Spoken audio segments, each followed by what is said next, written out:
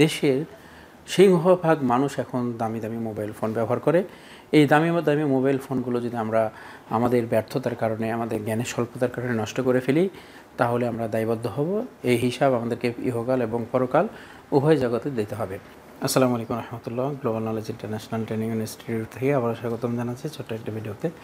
অনেক ব্যস্ততা, তবে কারিগরি শিক্ষায় দেশের জেনারেশনকে এগিয়ে রাখার জন্য আমরা প্রতিনিয়ত কাজ করছি।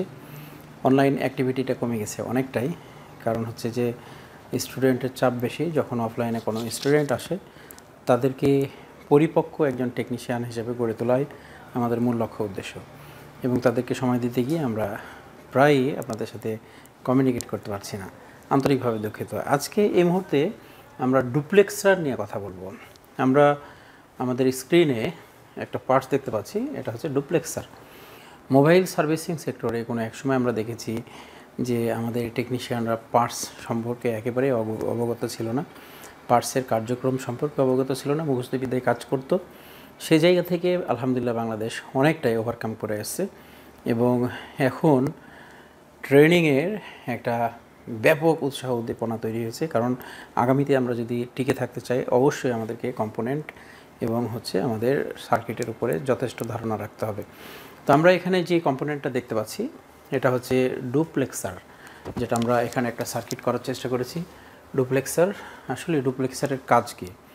আমরা যখন নেটওয়ার্কের কাজগুলো করি, তখন আমাদের নো সার্ভিস আসলে আমরা আরএফ সেকশনে WTR চেঞ্জ করছি অথবা রিহট করছি। যদি কখনো আমাদের ইমার্জেন্সি কল থাকে, লো নেটওয়ার্ক থাকে, তাহলে আমরা সরাসরি পিএতে চলে যাচ্ছি। 3G কাজ না করলে 3G 4G যে আইসিটা আছে সেখানে আমরা কাজ করছি। কিন্তু আদার্স যেসব আমাদের কম্পোনেন্টগুলো আছে, সেই কম্পোনেন্টগুলোকে আমরা জাজমেন্টই করছি না, যার কারণে আমরা অনেক সময় আমাদের কাজে ব্যর্থ হয়ে অনেক ফোন আমরা একেবারেই রিজেক্ট ঘোষণা করে দিই আমাদের পক্ষ থেকে। সেই জায়গা থেকে বের হয়ে আসতে হবে। এখন আমরা যে ডুপ্লেক্সারটা দেখছি এখানে দেখুন, ডুপ্লেক্সারে আমরা যখন চেক করি, স্বাভাবিকভাবে আমরা টেকনিশিয়ানরা যখন গ্লোবাল নলেজে আসে, তাদের কাছ থেকে আমরা ডিসকাশন নিই, তারা কোন কাজগুলো কিভাবে জাজমেন্ট করতো সে বিষয়গুলো দেখার চেষ্টা করি, রিভিউ নিই, তারপরে অ্যাকচুয়াল যে বিষয়গুলো সেগুলো তাদের সামনে তুলে ধরি। তো এই ক্ষেত্রে ম্যাক্সিমাম টেকনিশিয়ানরা এই ডুপ্লেক্সারের এখানে কন্টিনিউটি আসবে সেটাই তারা বলে, এবং যদি কখনো এটা কন্টিনিউটি না থাকে, সেক্ষেত্রে আমরা এখানে জাম্পার করে দিয়ে চালাতে পারি। এমনও শুনেছি আমরা যে ডুপ্লেক্সারকে ফেলে দিয়ে এখান থেকে নেটওয়ার্কের জন্য আমরা জাম্পার করতে পারি। এখানে আমরা দেখতে পাচ্ছি 1, 3, 8, 4 এভাবে যে পিনগুলো রয়েছে, এই পিন টু পিন জাম্পারের মাধ্যমে অনেক টেকনিশিয়ান এটাকে সমাধানের চেষ্টা করে, এবং অনেকেই বলতে শুনেছি যে তারা এভাবে ঠিক করছে, কিন্তু আসলে এখানে আমাদের কিছু ভুল রয়েছে। আমরা এখানে একটা সার্কিট করেছি ডুপ্লেক্সার সাধারণত আমাদের 8 পিনের হয়ে থাকে, এবং ডুপ্লেক্সারের আমরা পিন কনফিগারেশনগুলো এখানে দেখানোর চেষ্টা করেছি 1, 2, 3, 4, 5, 6, 7, 8। এক্ষেত্রে এই 8টা যে পিন রয়েছে, এই পিনের মধ্যে কোন পিনের কি কাজ রয়েছে সে বিষয়গুলো জানতে হবে। কোন পিনের মাধ্যমে লাইনটা কোথায় গিয়েছে সেটা জানতে হবে। এখানে যেসব পিনগুলো আছে অতিরিক্ত, সে পিনের কার্যক্রম সম্পর্কে যদি আমরা জানি, তাহলে আমরা বুঝতে পারব ডুপ্লেক্সার আমরা ইচ্ছা করলেই এটাকে জাম্পার করতে পারি কি না। এখানে আমরা খেয়াল করি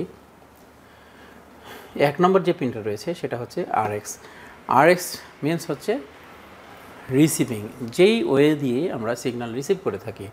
এবং আমরা 3 নম্বরে যে পিনটা দেখছি সেটা হচ্ছে TX, ট্রান্সমিটিং, যেখান দিয়ে আমাদের সিগন্যালটা আউট হয়। দেখুন 2 নম্বর যে পিনটা রয়েছে 2, 4, 5, 6, 7, এটা হচ্ছে গ্রাউন্ডের লাইন। 8 নম্বরটা কখনো কখনো আমরা গ্রাউন্ড পাই, আবার 8 নম্বরটা কখনো কখনো আমাদের RX-এর সঙ্গে সংযুক্ত হয়।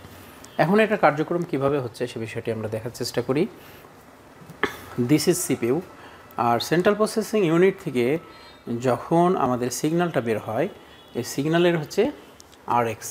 তো CPU থেকে যখন RX বের হয়, RX পজিটিভ আর নেগেটিভ দুইটা লাইন থাকে, এবং RX নেগেটিভ RX পজিটিভ যখন আসছে, রিসিভিং নেগেটিভ পজিটিভ আসার পথে দেখুন আমরা এখানে দুইটা সিরিজ লাইনে ক্যাপাসিটর পেয়ে থাকি। আমরা কি কখনো আমাদের এই ক্যাপাসিটরটাকে চেক করি নাই। যদি আমরা এটা করে না থাকি, এমন হতে পারে আমার এই ক্যাপাসিটার ড্যামেজ হয়েছে, এই ক্যাপাসিটারের কারণে আমাদের নেটওয়ার্ক কাজ করছে না, আর আমরা একের পর এক আইসি চেঞ্জ করছি, সমাধান হচ্ছে না, তারপরে আমরা ফোনগুলোকে রিজেক্ট করছি। তাহলে এখানে যে ক্যাপাসিটারগুলো আছে, এই ক্যাপাসিটারগুলো যদি কখনো নষ্ট হয়, ক্যাপাসিটারের যে ভ্যালু হয় সেটা হচ্ছে আমাদের ফ্যারাড, সেটা মাইক্রো ফ্যারাড হতে পারে, ন্যানো ফ্যারাড হতে পারে, পিকো ফ্যারাড হতে পারে, যে কোনো ক্যাপাসিটার। তো এই ক্যাপাসিটার নষ্ট আছে কি না সেটা আমরা বুঝবো কীভাবে? এই ক্যাপাসিটারের ভ্যালু যতটুকু ছিল সেটা কিন্তু আমরা ডায়াগ্রামে মোটামুটিভাবে ইনফরমেশন পাবো। এবার দেখুন, এখানে আমরা দেখতে পাচ্ছি ইন্ডাক্টরের সমন্বয় করা হয়েছে তিনটা, এবং আরএক্স নেগেটিভ আরএক্স পজিটিভ ঢুকে গেছে সরাসরি 8 এবং 1 নম্বরে। আমরা যদি এখানে 4 নম্বর পিন দেখতে পাচ্ছি, আমাদের পিন টু পিন একটু খেয়াল করি যে আমাদের পিন টু পিন যদি আমরা জাম্পার করি তাহলে এটা হবে 1, এটা হবে 3, এটা হবে 8, এটা হবে 4। তাহলে আমরা এখানে দেখি 8, 4 দুটো যদি জাম্পার করি তাহলে 8 নম্বরে কি আসছে? আরএক্স নেগেটিভ, আর 4 নম্বরে আসছে হচ্ছে আরএক্স গ্রাউন্ড। তাহলে গ্রাউন্ডের সাথে যদি আমরা রিসিভিংটাকে অ্যাড করে দিই তাহলে পজিটিভ নেগেটিভটা সমন্বয় হয়ে গেছে। এক্ষেত্রে কিন্তু আমাদের কার্যক্রম কখনোই আমরা আশা করতে পারি না। তাহলে আমাদের টিএক্সের লাইনের সঙ্গে দেখুন, এখানে আমরা অনেক সময় ইন্ডাক্টর পাই, এটা হচ্ছে 33 ন্যানো হেনরি। এই 33 ন্যানো হেনরি যে আমাদের ইন্ডাক্টরটা আছে এটা কিন্তু এক সাইডে গ্রাউন্ডের সাথে সমন্বয় করা আছে। এই জায়গাতে কিন্তু আমরা কনফিউজ হই, যেখানে একটা কয়েল আছে, কয়েলকে আমরা অনেক সময় ফিউজ মনে করি এবং এখানে ভ্যালু কম থাকে, এই কয়েলগুলোকে আমরা উঠিয়ে অনেক সময় জাম্পার করি, সেক্ষেত্রেও আমাদের সিগন্যালের কিছু প্রবলেম আসতে পারে। আর এখান থেকে দেখুন যে 6 নম্বর যে পিনটা রয়েছে সেটা হচ্ছে এএনটি অ্যান্টেনা।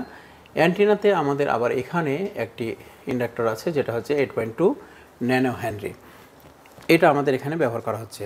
তাহলে আমরা বুঝতে পারলাম যে একটা ডুপ্লেক্সারে মোট 8টি কানেকশন আছে, তার মধ্যে আমাদের কার্যকরী যে লাইনটা আছে সেটা হচ্ছে 3টি। এই 3টির মধ্যে হচ্ছে 1 নম্বরে হচ্ছে আমাদের আরএক্স যেটা হচ্ছে রিসিভিং, আর যাতে টিএক্স সেটা হচ্ছে ট্রান্সমিট, এবং আমাদের এখানে দেখতে পাচ্ছি অ্যান্টিনা যেটা হচ্ছে অ্যান্টিনার সঙ্গে কানেক্টিভিটি রয়েছে। এই 3টা কানেকশনের মাধ্যমে কিন্তু একটা ডুপ্লেক্সার চলছে, আর বাকিগুলো সকল কিছু নেগেটিভ। এখন বিষয়টা হচ্ছে যে আমরা কি আদৌ এই ডুপ্লেক্সারকে জাম্পার করার সক্ষমতা রাখি, বা এটা জাম্পার করলে কি আসলে আমাদের আদৌ কাজ করবে? করবে না। যার কারণে আসুন সঠিক শিক্ষার আলোকে আমরা মোবাইল রিপেয়ার করি। দেশের সিংহভাগ মানুষ এখন দামি দামি মোবাইল ফোন ব্যবহার করে।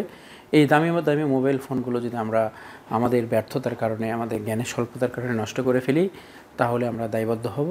এই হিসাব আমাদেরকে ইহকাল এবং পরকাল উভয় জগতে দিতে হবে।